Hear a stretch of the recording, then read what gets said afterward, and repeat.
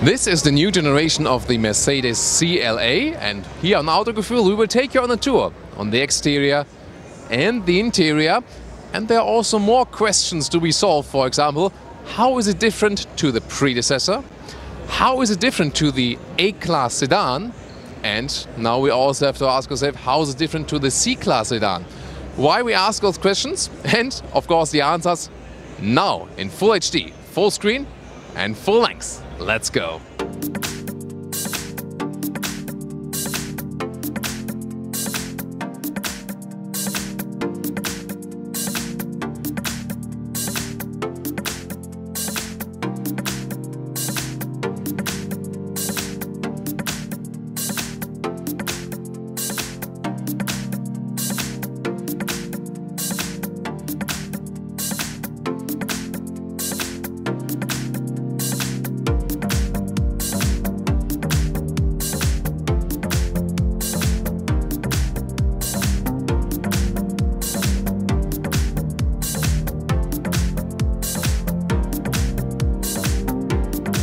So the appearance is definitely a little bit wider, and it is indeed wider, about 5 centimeters. So not only the total width, but also the track. So distance between the tires, that is supposed to give a little sportier ride. Of course, we'll soon find out on the driving event for that. You can also see that the headlamps had been changed. That's what they usually do with new generations, but also for facelifts. And I think it does look a little bit less sensual than before. So not so many swinging lines. A little bit cleaner in the design, I think. And definitely some resemblance to the A-Class sedan, but we can also show you how the A-Class sedan looks in the front. There you can see some of the differences there, and we're going to talk about more of the differences throughout the review, of course. You can see that the sensors will be hidden behind the big Mercedes star as usual, and there's also a front view camera if you want that as an option. This design line here is called Urban in the US, or it will be called Progressive in Europe or in Germany. It comes here with a diamond pin grille, but with black dots. So those dark dots you have there, then one horizontal fin, and also some comp structure in the lower part, so already looks quite sporty. The headlamps, by the way, are halogen as standard. Then you can optionally get the full LED. And then those ones we see here, the top trim with the LED high beam, the so-called multi-beam high performance LED headlamps. But the daytime running light will be always like this to give this characteristic look. Other than that, what else we can see is that the front hood is more accentuated. So we have something like a slight power dome right there. Again, to give some more strength, because the CLA is a design-focused car. It also has, for example, a younger target group than comparison models at Mercedes-Benz. 4,69 meters, 15'4" or 184 inches is the total length of the new CLA. And that's about 5 centimeters longer than the predecessor and 15 centimeters longer than the A-Class sedan. So that would be the length difference. So yes, it's a little bit longer than the A-Class sedan. But wait a minute, that's the length of a Mercedes C-Class. So the CLA is now as long, even 2 millimeters longer, well, as long as the Mercedes C-Class. So there the question is really, where is the difference? A-Class, sedan, CLA and the C-Class? Well, again, CLA is now 15 centimeters longer than the A-Class sedan. It has a little bit more design focus. You can see the roofline is a little bit lower, more, stronger shoulder in the back part. It doesn't have the, the typical coupe shape, so to say, but they name it coupe. And to the C-Class would be the main difference, that the C-Class is the rear-wheel driven platform, whereas this one here is still the A-Class platform, so the front-wheel drive platform, plus maybe an additional all-wheel drive if you go for such an engine. Built, by the way, in Hungary in the plant for the compact cars right there. Rim or wheel choices, they go from 16 to 19 inch. Those ones here are the biggest ones, 19 inch. Here in the white shape, we also have soon another color for you. You have already seen it in our introduction. Definitely a very interesting and sporty shape. But honestly, I don't see too much of a difference to the A-Class sedan. Do you? Looking at the rear, well, to me it looks like a small CLS, because that one is definitely different than the A-Class sedan or the C-Class in the rear. which has those more vertical tail lamps. Those ones are clearly horizontal, and you can see everything looks very, very clean and streamlined. And by the way, the CD value, which is for the wind efficiency, is at 0.23, so that's pretty good result. Sensors, by the way, for the rear beeper, you can also see them right there. And again, everything is very well integrated. The lower part here, those are pure fake exhaust tips because they have nothing to do with the rear exhaust. It's just right underneath the car. What do you think about the design of the new CLA? Design is their core unique selling point for this very vehicle segment. So when I talk to so far CLA customers, they always told me, you know, I don't care so much about the other cars they have because I just want exactly that design. What's your take on that? And now here we have a different color for you, a red vehicle. This one is also the AMG line, so a little sportier. Also this one has the diamond pin grills in real diamond shape, so with a bright shape. This is my favorite Mercedes front grille. So what do you think? Would you also prefer the AMG line here? Of course, this one already offers somewhat the visual of the true AMG version. Also, this one here will get an AMG version, maybe both a 35 and a 45, as we've seen with the A-Class hatch, for example. The 45, of course, still to be awaited with the all-new generation. This one here also you can see in the red with those power dome accentuations right there. I think the strong red also pretty well suits the vehicle. Or what do you think? The rear here is a really good example of the design strategy by Mercedes to reduce the amount of design lines for sure. The AMG line here, by the way, has this diffuser in the lower part to make it a little bit more aggressive. So let's open the trunk right here. Oh, someone put a ruler, like a measuring stick in here. Who was that? And there you can see length is approximately at 1 meters. So that's the length of the trunk. And the same also counts for the width. So if we switch then to the width right here inside, that's also about 1 meter. So as for the capacity, let's just compare that a little bit, because the hatch of the A-Class is at 370 liters of a capacity. Then the A-Class sedan is at 420. And this one here is at 460 liters. So this one here has the biggest trunk as for the capacity, but it's, by the way, 10 liters less than the predecessor.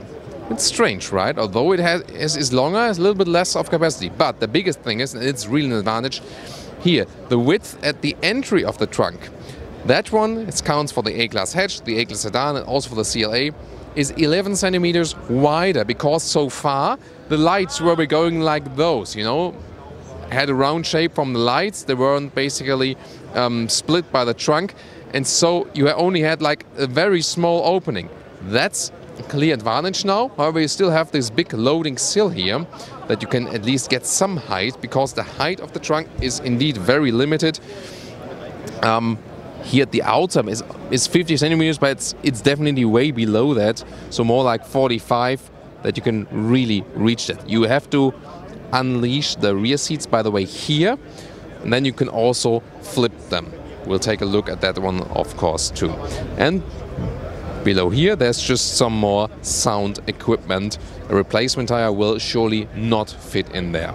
So, as for the engines, the CLA will also start with the A250 first. It is a 2-liter turbo petrol engine, 225 horsepower. We also find it in the A-Class and also in the B-Class. There will also be a 1.4-liter petrol available and also 1.6-liter diesel.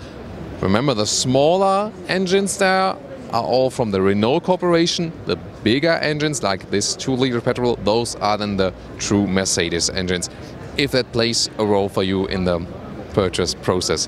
And of course, as I said earlier, we might also, well, not might, we will surely see also the true AMG models then with 35 and the 45. At the moment, I think we'll see both. And then, of course, you will also see it on Autogefühl. It is a front-wheel driven platform, so that is basically standard, but there will also be all-wheel drive models, which will then operate to the pros, like front plus rear-wheel drive on demand. This is again the big difference if you hop over to the C-Class with it at the same length. But yes, considering it's the same length, the CLA surely looks a little bit more dynamic than the C-Class sedan looks.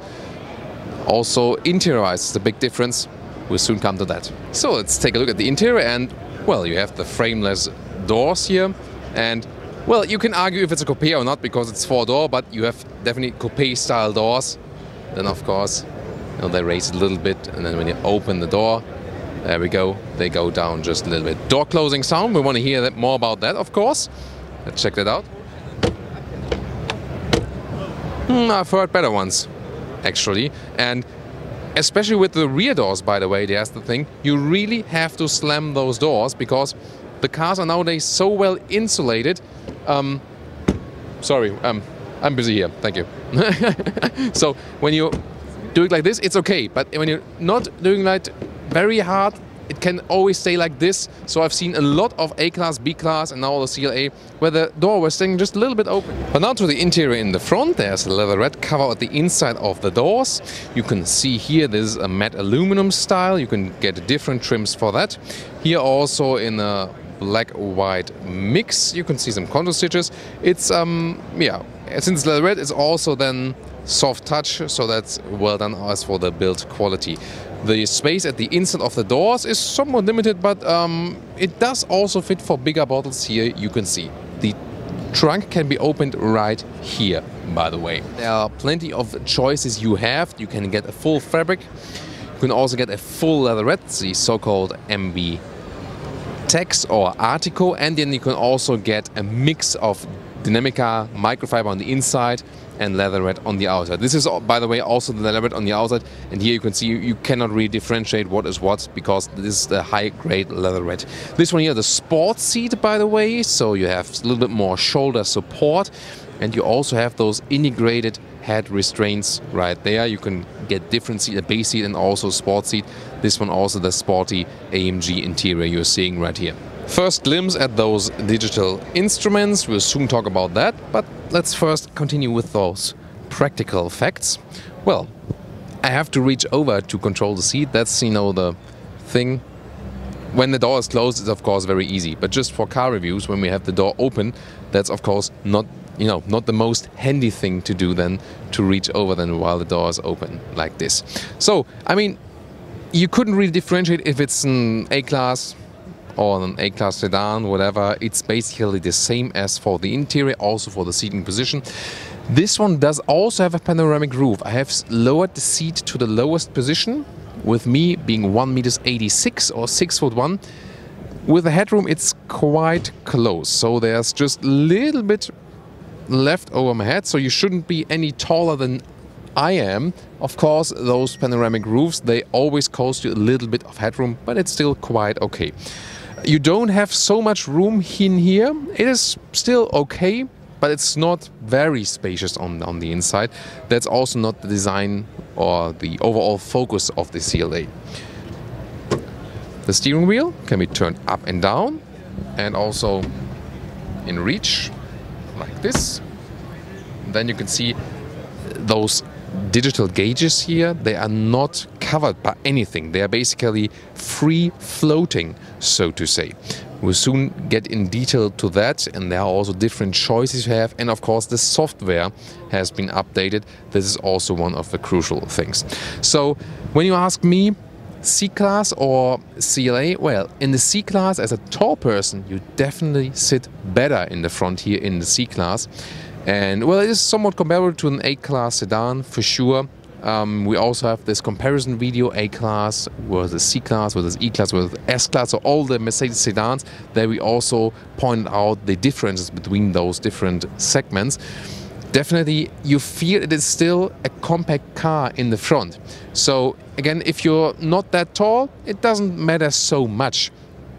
However, as long as you're taller than 180 meters or taller than 6 foot, then you do feel the difference that when you are in the mid-size segment with the C-Class, you already have more comfort in the front. This is the interior overview. You can see the horizontal stress of that. Looks pretty much premium for sure. Then, of course, with those digital instruments, all the gauges there too. See this perforated structure in the AMG style. It's also soft touch. Also the dashboard is covered with leatherette. Ambient lighting, you can also see that's very well done. Turbine vents, so pretty impressive for a compact mid-size vehicle, which, well, it has a compact platform, it has mid-size in length for sure. You, by the way, you never have analog instruments, but you start with 7-inch screens as a base, and then you can put the right one to 10.25 inch, and then as a maximum setup, 2 times 10.25 inch, this dual screen setup you can see right there. There are different controls available. So let me just first start. There is a touchscreen for the right one, so that does work in a way. Then you can use your right thumb like this to control the right screen. Also maybe like, you know, browse in the map or something, or go back again. And you can use your left thumb for the instruments to, you know, change what's going to be displayed right there. Also the GPS can be displayed too. And then you still have those classic instruments, or classic controls, sorry, here in the middle part. This is also a touchpad. It gives you haptical feedback though. Then there's also a hotkey to go back, so you can also go do that while driving, but while driving it's better to use the thumb for sure. So that's this redundant concept. The climate unit is still separate in the lower parts, so we also have a nice clicking sound. Make it warmer or colder. And let me first finish the basics before we get to this MBUX system. Here in the very front there's an inductive charging pad for your smartphone,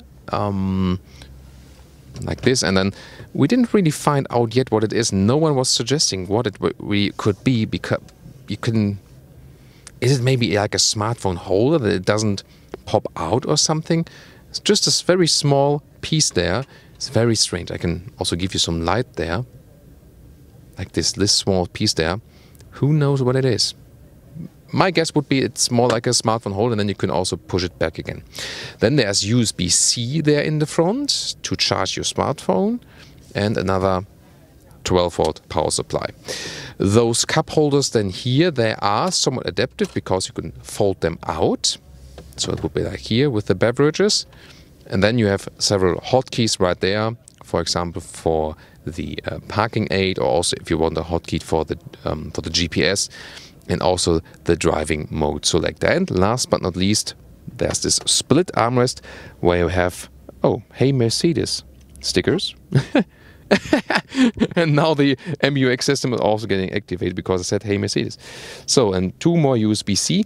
So they went USB-C all the way. So with those digital instruments on the left, you can have a little bit of choice right here. You can change the whole design, for example, here to a rather sporty one. This one, the one we saw so far, was called Progressive. That one here, the sporty one, looks like this. So you can change the whole design for that. That's the one thing, or maybe even understated. That would be more, you know, like this, or the very classic view that is more going to the, you know, normal MPH on the left. And well, right side you can also choose that GeForce meter, assistant system view, or also with the GPS. But you can also, for example, have the GPS then in the middle. So you can really customize it. And it's really flexible. That's the advantage of that. So here in the main infotainment unit, as I said, is also working via touch. And those ones, by the way, are new features they introduced now. It's the seat kinetics. If you have that option, then just it's not a real massage function. It's that the seat is adjusting just a little bit over time. It goes in the front a little bit up, maybe a little bit down again. The backrest goes a little bit back or a little bit in the front. That you have some movement while driving, and that is then better to, you know, stay a little bit more relaxed during the drive. This is one interesting function for sure. Again, most of the stuff is optional. Well, you can connect your phone via Bluetooth. It's the old school way, but then you can, of course, also connect your smartphone with a cable for the Apple CarPlay or the Android Auto. And by the way, the GPS is still working. Also, the car GPS, also if you have CarPlay or Android Auto connected. So this one is then the car internal GPS. It has a very clear resolution. I can also control it with this right thumb mechanism. For example, you can see there's a route set at the moment. How fast it is reacting also always depends on the internet connection. And that also accounts for the thing I'm coming towards now. the voice activation. And you can activate it at the steering wheel, or you just say, "Hey Mercedes, how can I help you? I'm cold." I'm sorry, I can't set the temperature at the moment. So that's because the car is not properly turned on, but you can see you can control the temperature with the voice, for example.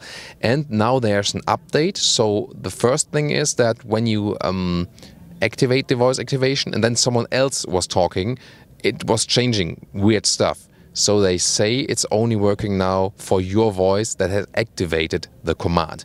And the second software update is that also no more complex stuff is supposed to work. Let's just try it out some. Hey Mercedes. How can I help you? How's the weather in Austin, Texas? The weather is 77 degrees and cloudy in Austin, Texas. That's pretty nice. Hey Mercedes. How can I help you? Drive me to New York.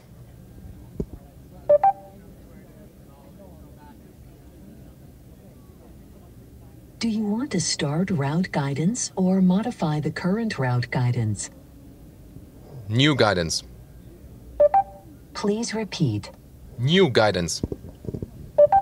You can choose to set the selected destination as your new the destination New York. Well, maybe sometimes you just make a mix of voice activation and then you click something. That's maybe the fastest way. So to me, it's the best to set temperature and also to use the GPS. And of course, then you can ask some, random stuff. So what about the rear compartments? I mean, the car is longer than before. So one thing is, so far it was very cramped in the CLA rear, and because it's longer you also then have a little bit more headroom. Well, but I still hit my head on the seating when I go upright, so that's also different. In the A-Class sedan I can sit in the rear. That's just because the roofline here is falling down earlier. As for the knee room, that is actually quite okay. That's, because the car is a little bit longer now, so that does exactly fit with 1.86 m or 6'1". So that's okay, and that's also comparable to the A-Class sedan. But then the question is, well, if it's 15 centimeters longer, that's more of the trunk difference then. Also, the C-Class is not the big difference in legroom, but here the biggest disadvantage of the CLA in the rear is that you don't have so much headroom here if you have tall people. Other than that, you can see that the rear here has, let's say, somewhat a single seat setup here, with goes a little bit downward here. Is an isofix on the outside seats each for the child seats. It also has this integrated head restraint setup. There we go, quite sporty. And then you also have this armrest right here with some cup holders like this. And finally, right there are two more USB-C supplies. So overall then 5 USB-C supplies if you count all of them together. Well, I promise you to flip the seats. Here it is. So we release it right there. But they don't flip automatically and then have to go around. And then there's a 1/3, 2/3 split. Here we go. There we go. And you can also just split the middle part. That's also possible as a ski hatch. Well, and then of course you have a little bit more length available than this just 1 meter. And if I now go to the front seat, for example, so that's then about 1.80 m. And if you go to the middle and would load through the very front, then we would approximately get 2 meters, so that you have just an approximate impression of how that goes further. But of course, you pretty much limit it in height, as for all sedan-style vehicles here. And, well, last but not least, I also want to close the hatch, because, well, that you don't get any dirty fingers. That's like here, but it's strange from the angle, because if you move it like here, it just feels strange somehow. I'm not sure how to describe that. And then you would have to do it like this, but then like in a sporty way, something like this or so. So I think after all, you would just end up controlling it from the outside. Well, that's just how it is. And interesting also how clean it closes then. See, when it's closed, it doesn't look like it would have an opening at all. Well, what do you think? Just look at the second interior. This one here is matte wood. I would prefer that one. Feels very good, looks good. Well, I like bright wood even better, but the matte wood itself is really cool. Looks, of course, a little bit less sporty, but somehow still very elegant. And the rest of the interior right here, you can see there's a brown style, the full animal skin equipment, but you also have plenty of other choices, especially in the compact Mercedes cars. And well, one thing I want to still do with the MBUX, and that is to ask it, hey Mercedes, How can I help you? tell me something about avocados. The avocado is a tree, long thought to have originated in south-central Mexico, classified as a member of the flowering plant family Lauraceae. So now I know more about avocados. You can see this system grows and grows and grows by every software upgrade, and I think it's really some of the technology that will really help us in the future. But back to one hardware thing, it's this panoramic roof. We haven't taken a look at it in person yet, so it goes quite wide over the vehicle.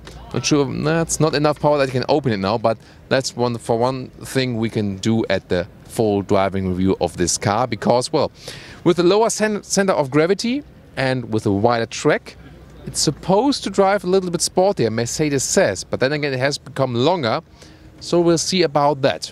But definitely this new A-Class platform is way stiffer as for the chassis, and that will for sure give us a very good sporty ride, because even the B-Class was a great fun sporty ride, as you might have seen in our reviews.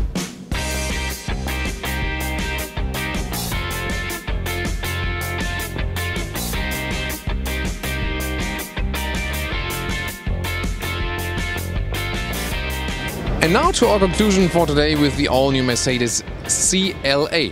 I just wanted to say A-Class. Well, it's the same platform, so especially since there's now the A-Class sedan, there's no doubt the cars are not too different. Yes, there are some design tweaks, and I think if you compare this one here to the predecessor CLA, I think the predecessor CLA looked a little bit more sensual, a little bit more spectacular, a little bit more unique. However, just the rear here is more similar to the CLS, I think, so this is really somewhat a small CLS. I really like the all-new Mercedes A-Class sedan as for design. I personally like it a little bit more than the CLA now, but maybe it's just me. So I really want to have your take on that. Which one is your favorite now, the A-Class sedan or the CLA? Really looking forward to your comments right there. But no doubt, it's definitely a beautiful car. Also shown different versions, also some different colors. The interior now is fully digitalized, also with the big screens if you like, if you want to spend those money on those extra options. As for the space you have inside, it's quite okay in the front, but in the rear also okay as for the legroom, but the headroom is definitely cramped. That's the price you have to pay for this falling roof design, and there, for example, a Mercedes A-Class sedan is better. Well, as in the length has also grown, and so it's the same size as the C-Class, and that, I mean, it is also a little bit strange, the whole model policy, because they have so many small niches, and it's really hard also for the customer to really understand, wait a minute, which car is for what? But I think with this video we could give you some more hints to where to position this car and what are the differences between the A sedan, the CLA and the C-Class sedan. I think it's just important to point out those small differences when you, for example, plan the purchase, or also if you're just interested in the small difference, in the small nuances. Definitely looking forward to drive this car. It's supposed to be a little bit sportier. So this MBUX is meanwhile one of the best on the market, so the best voice recognition in the automotive industry, I think. And it's also one of the reasons Mercedes presented this car here at the CES in Las Vegas, because car manufacturers are more and more becoming software companies and not only hardware manufacturers. Well, at least they wish to be, and they have to react somehow on the future developments. So far they're of course mainly car builders still, but of course the future development, it will change everything really drastically. So very interesting impressions here. I hope you liked our insight. You know, at Autogefühl you get the best insight from all the car reviews channel. I think we've shown that here today once more. Please leave us your comments. Let's discuss this car. I'm really eager to hear your opinion on the all-new CLA. Today it was Autogefühl with Thomas, but also tune in soon to AJ and Brian again. AJ and Jonas, for example, will cover the Detroit Motor Show for us. So tune into that. See you next time.